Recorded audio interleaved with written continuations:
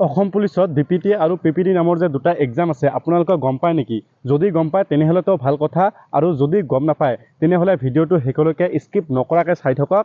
মই আপোনালোকক শিকাই দিম যে বস্তুটো কি আৰু এক্সামটো কেনেকুৱা হয়। হাই, মোৰ নাম মুস্তফা আলী, আপোনালোকে চাইছে মুস্তফা আলী 09। তো আপোনালোক যদি অসম পুলিচৰ কাৰণে প্ৰেক্টিছ কৰি আছা আৰু অসম পুলিচৰ ৰিটেন এক্সামৰ কাৰণে যদি আপোনালোকৰ নোটছৰ প্ৰয়োজন হয় তেনেহ'লে মোৰ পৰা আপোনালোকে নোটছ পাব, আৰু নোটছটো কেনেকৈ পাব ভিডিঅ'টো চাই থাকক। মই ভিডিঅ'ৰ মাজতে কৈ দিম, আপুনি এইটো প্ৰচেছত মোৰ পৰা নোটটো ল'ব পাৰিব। আৰু ভিডিঅ'টোত এটা লাইক আৰু চেনেলটো ছাবস্ক্ৰাইব কৰিবলৈ পাহৰি নাযাব। বলক আমি আজি আলোচনা কৰোঁ যে বিপিটি আৰু পিপিটি এক্সাম কেনেকুৱা। ময়ো এক্সাম দিছোঁ বিপিটি আৰু পিপিটি। মোৰ এক্সামটো কেনেকুৱা হৈছে মই আপোনাৰ লগত একদম ডিটেইলছ আলোচনা কৰিম, ঠিক আছে। তো বিপিটি আৰু পিপিটি এক্সাম, তো বিপিটি আৰু পিপিটি প্ৰথমত আপোনাৰ আহিব পিপিটি, ঠিক আছে। তো পিপিটিৰ বহুত নিয়ম আছে, সব কোৱা সম্ভৱ নহয়, মই জাষ্ট কৈ আছোঁ যে যিটো ড্ৰেছ থাকিব আপোনাৰ cotton shirt, cotton full pant আৰু কেনভাছ পিটি শ্বু, ঠিক আছে।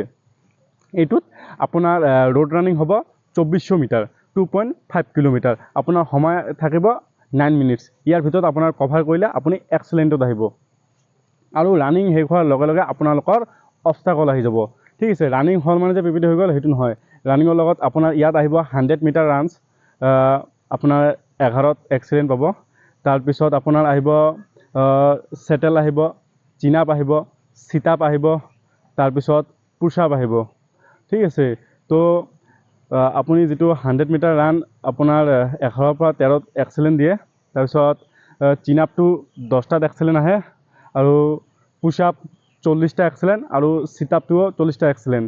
আৰু ইয়াৰ পিছত আহিব আপোনাৰ চেটেল। তো চেটেল বহুতে বুজি নাপায়, তো মই কৈছোঁ এইটো চেটেলটো হয় 5 মিটাৰ, ঠিক আছে। তো চেটেলৰ কাৰণে মই বেলেগ ভিডিঅ' বনাই দিম। তো মই কৈছোঁ চেটেলটো মাৰিব লাগে 1 মিনিটত 17 বাৰ। যদি আপুনি এইকেইটা কভাৰ কৰিব পাৰে তেন্তে 1 মিনিটত যদি 17টা কভাৰ কৰিব পাৰে তেন্তে আপুনি এক্সেলেণ্টত আহিব। তো পিপিটিত এইকেইটাই হয়। আৰু যেতিয়া আহিব আপোনাৰ বিপিটি, ঠিক আছে। তো বিপিটিত আহিব আপোনাৰ প্ৰথমত cotton shirt, cotton full pant, পিটিত হেভাৰ শ্বীট, পোষ্ট, ডিএম বুট, আৰু মূৰত FS হেডটো।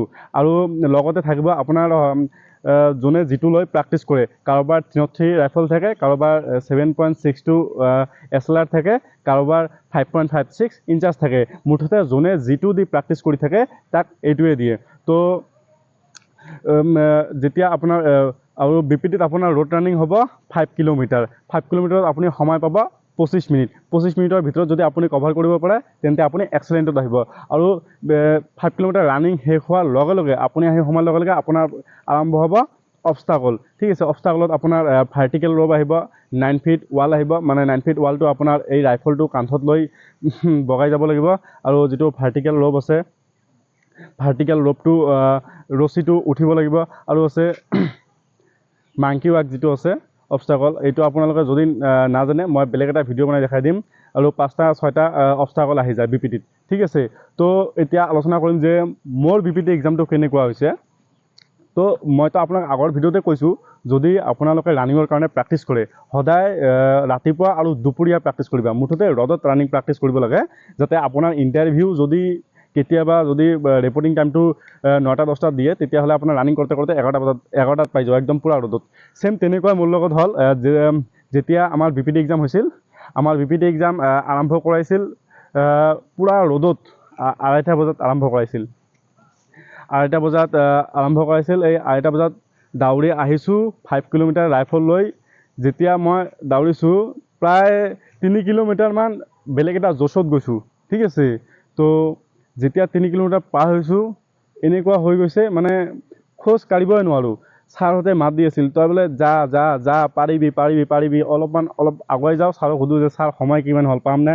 ছাৰ কৈছে যে যা সময় আছে, তই এক্সেলেণ্টত সোমাবি। মোৰ আগত বহুতেই গৈছে। মোৰ লগত এজন আছে, আমি একেলগে থাকোঁ, মানে ই ৰাণত বহুত ভাল, ঠিক আছে। ই অলপ সময় মোৰ লগত যোৱাৰ পিছত ই ক'ত নোহোৱা হৈ গ'ল গমেই নাপাওঁ। তাৰপিছত মই ইয়াক বিচাৰি ইয়াৰ পিছে গৈ আছিলোঁ। তো ৰানিঙতটো বাদ দিয়ক, যেতিয়া ৰানিং শেষ হ'ল, ঠিক আছে। ৰানিং শেষ হোৱাৰ পিছত আহি অবষ্টাকল লগাই দিলে। আপুনি ৰেষ্ট নাপাবই, ঠিক আছে। মানে একচুৱেলি পিপিটি আৰু বিপিটি এক্সাম লয় যে কাৰ ভিতৰত কিমান এনাৰ্জি আছে, ঠিক আছে, এইটোৱেই। তো ইয়াৰ পিছত আহি আপোনাৰ 9 ফিট ৱাল বগাব দিয়ে 9 ফিট ৱাল বগাতে এইবিলাক পুৰা চেল খাই যায় মানে ৱালখন আহি জপিয়াই পাৰ হ'ব লাগে না তো 9 ফিট ৱালটো প্ৰায় 2 ফুট বাই 9 ফুট হয় তো ধৰোতে দিগদাৰ হয় কাৰণে ইয়াত চেল খাই যায় বহুতৰে চেল খাই যায় মোৰো চেল খাই গৈছিল ইফালে তো যেতিয়া বিপিটি শেষ হ'ল আমাৰ পিপিটি আৰম্ভ হৈছে নেক্সটৰ দিনা পিপিটি হৈছে তো পিপিটিৰ দিনা আটাইতকৈ কষ্ট বেছি পাইছোঁ পিপিটিত কাৰণ আটাইতকৈ পিপিটি চবে মাৰি যোৱাৰ পিছত যেতিয়া চেটেল আহে চেটেলত মানে এনেকুৱা হৈ যায় যে মানে মৰা অৱস্থা হৈ যায় তো যেতিয়া আমাৰ পিপিটি আৰম্ভ হৈছে পিপিটি প্ৰায় 3টা বজাত আৰম্ভ হৈছে ৰ'দত তো পিপিটি যেতিয়া আমি 2400 মিটাৰ ৰানিং কমপ্লিট কৰিছোঁ ৰানিং কমপ্লিট কৰা অহাৰ লগে লগে যিকেইটা ল'ৰা এক্সিডেণ্ট আহিছে মই এক্সিডেণ্টত আহিছিলোঁ যিকেইটা ল'ৰা এক্সিডেণ্ট আহিছে বেলেগকৈ ছেপাৰেট কৰি দিছে দিয়াৰ লগে লগে এইকেইটাক 100 মিটাৰ লগাই দিছে 100 মিটাৰত যিকেইটা এক্সিডেণ্ট কৰিছে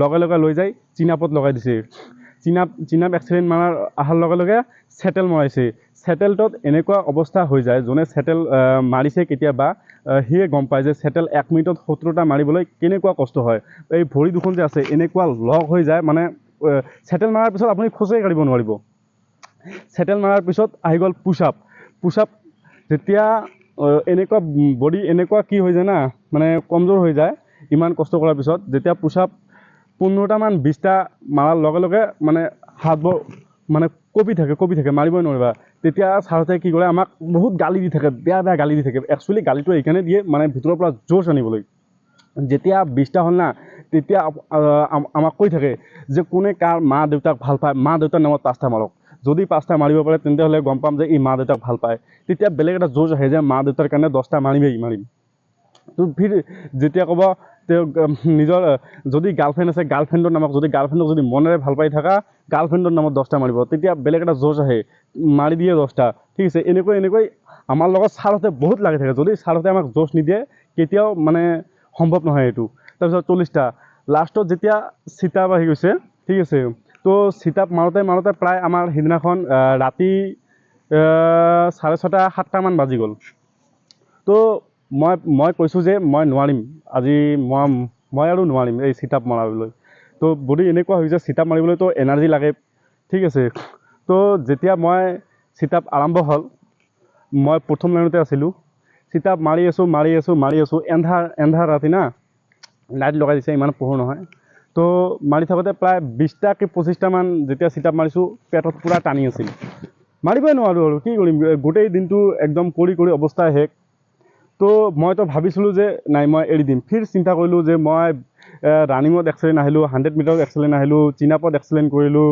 তাৰপিছত পুশ-আপত যেনে তেনে এক্সিলেণ্ট লৈছোঁ চিটাপত এক্সিলেণ্ট কৰিছোঁ এই যদি চেটেলত এক্সিলেণ্ট লৈছোঁ চিটাপত যদি এক্সিলেণ্ট নোৱাৰোঁ মানে কেনেকুৱা হ'ব তো ৰাতি হৈছে তো যেতিয়া মই হাত দুখন এনেকৈ দি তো মাৰি হ'ব লাগে না তো যেতিয়া মই এনেকৈ হৈছোঁ তো ভাগ্য তেতিয়া চাওঁ যে ওপৰেদি এখন প্লেন গৈ আছে এন্ধাৰত মানে লাইটটো দেখিবা না তেতিয়া মনত আহিছে যে মানুহ আকাশত উৰি আছে মই মাটিত বহি আছোঁ আকাশত উৰিবলৈ কষ্ট কৰিব লাগিব মানে নাজানো সেই সময়ত এই প্লেনখনক চাই মোৰ ভিতৰত কিবা এটা জোৰ আহিল তাৰপিছত 25ৰ পৰা এই 40লৈকে যে 15টা চিটাপ মই কেনেকৈ মাৰিছোঁ মই নিজে গম নাপাওঁ ঠিক আছে তো ভিতৰত জোৰ অহাৰ কাৰণে জাষ্ট সৰু এটা কাৰণ থকাই মানে বহুত ডাঙৰ কথা ঠিক আছে তো ইমান কষ্ট কৰি মই এই মোৰ লাইফৰ যিটো ফাৰ্ষ্ট বিপিটি আৰু পিপিটি এক্সাম দিছোঁ দুটাতে এক্সিলেণ্ট আহিছোঁ পিছত মোকো ভাল লাগিছে যিজন মোৰ লগত এজন আছে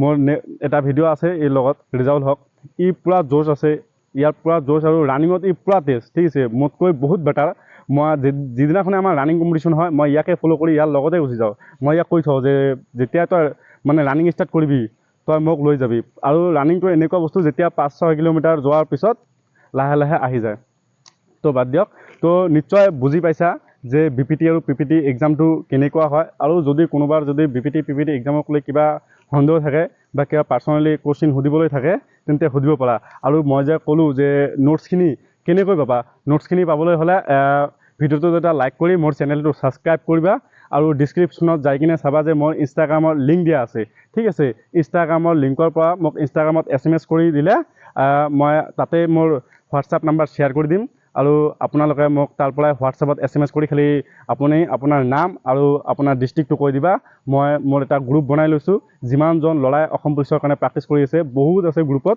তো আপুনি যদি গ্ৰুপত এড হ'ব খোজে এড কৰাই দিম আৰু যদি নোখোজে যে নহয় আমাক এনে নোটখিনি দি দিয়ক মই তাতে নোটখিনি পঠাই দিম তো আজিৰ ভিডিঅ'টো ইয়াতে সমাপ্ত কৰোঁ জয়